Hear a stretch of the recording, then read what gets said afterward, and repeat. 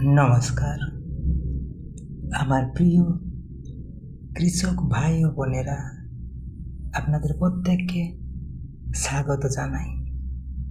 আপনারা দেখছেন কৃষি কথা চ্যানেল। আশা করি আপনারা প্রত্যেকে সুস্থ আছেন, ভালো আছেন। আজকে আমরা ঢেঁড়স চাষ নিয়ে কথা বলবো। ঢেঁড়স এমন একটা ফসল যেটা গরমে ঝড়ের মতন বাড়ে। 7 দিনে চারা, কম জল লাগে চাষ করতে এবং 45 দিনেই ফলন স্টার্ট হয়। আর প্রতিদিনই ঢেঁড়স তোলা যায়।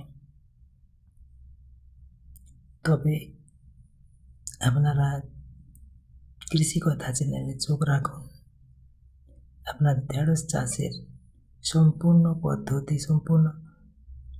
কিভাবে চাষ করতে হয়, কিভাবে জলসেচ, সার, কীটনাশক যা কিছু লাগে সমস্ত কিছু আমরা আলোচনা করব। পরপর ধাপে ধাপে ভিডিও আসছে, আপনারা সেই চোখ রাখুন। প্রত্যেকটা আমাদের এই চ্যানেলের মধ্যে প্রত্যেকটা চাষের আপনারা বিষয় পাবেন, ফুল ফল শাক সবজি সমস্ত কিছু।